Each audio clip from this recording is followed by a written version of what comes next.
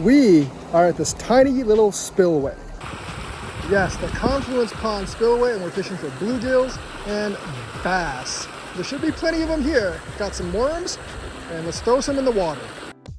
Got a small piece of worm with a hook right underneath the spillway, and see if we can actually get anything. I think I just have to find like the slack water that's like not super shallow. I think that might be it right there. And hopefully we can get something to take it up. And there's like a crevice. Oh, there we go. There we go. There we go. That's a healthy fish. That's a healthy fish. First fish of the day. Green sunfish. Pretty nice. Right below the spillway. Got like probably like a 5-incher green sunfish. Not a huge fish, but pretty nice. Not a great bluegill. I mean, not a great green sunfish, but nonetheless, fish under the spillway. See ya.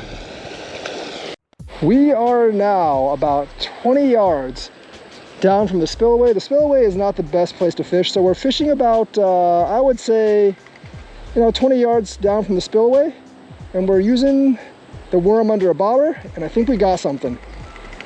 What is that? Is that a bat? No, it's a small sunfish. Small little bluegill.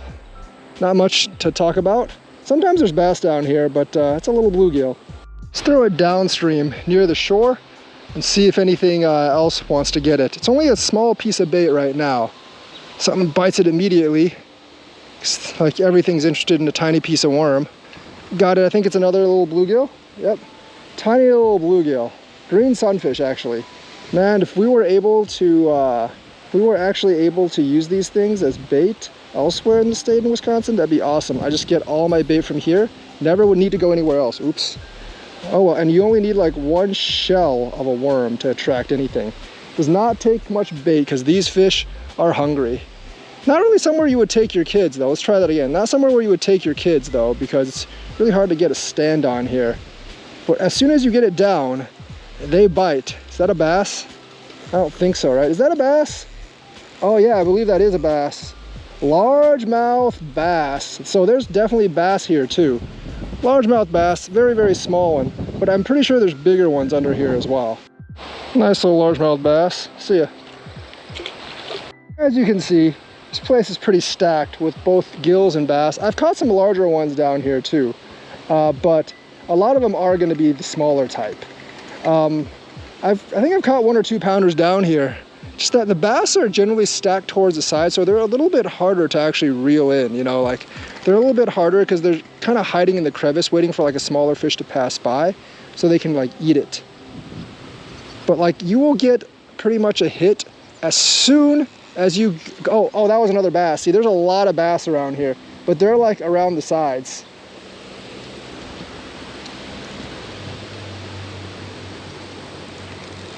Oh, that might be a bass too. Nope, that's just a good sized gill.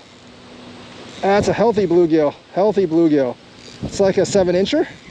Not bad. An eater gill. I don't know if the stuff from Pheasant Branch is actually safe to eat though.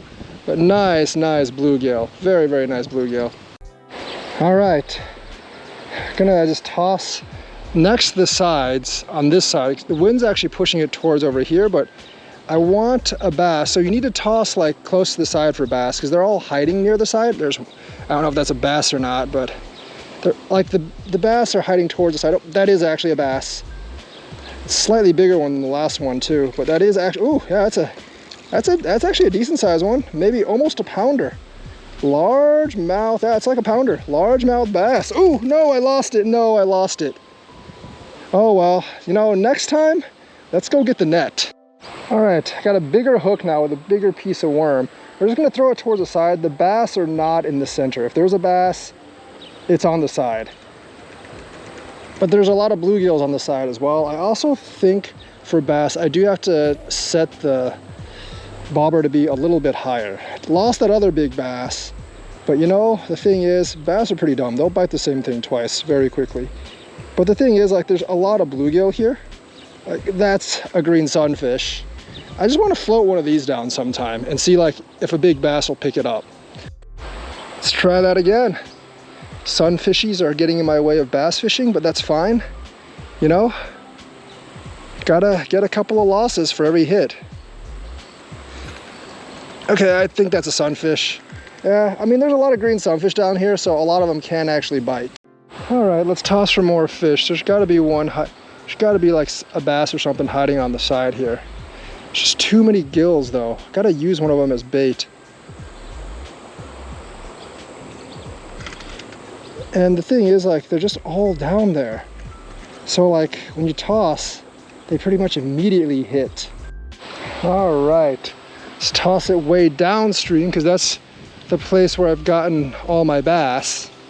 Upstream, I've only gotten bluegills, and this is a bigger piece of bait, so it's bound to draw some interest.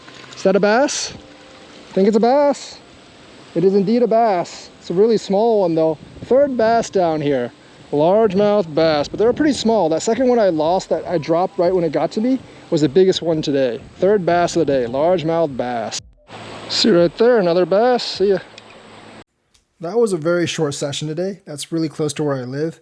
And also, the heat index was way above 100 today, so I was like, yeah, I'm dehydrating, so I just leave. I was there for like an hour or so, but still managed 3 bass. The biggest one dropped right before I was able to stick out my hand and actually get it.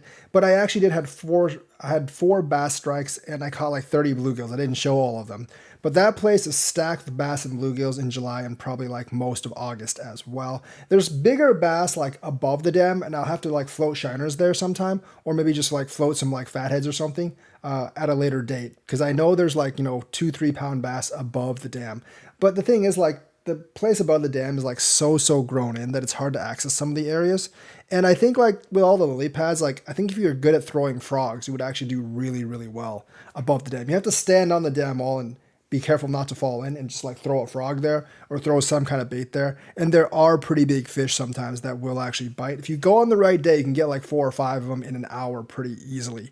So that is a really fun place to fish. Unfortunately, it's not that accessible for like little kids, but overall, like, nonstop action on bluegills below the dam. And like if you get lucky, a couple of big bass above the dam, but there are decent sized bass below the dam too. But there's so many bluegills that you would actually have a lot of trouble just like fishing with like worm bait. But I will try to float big shiners down sometime.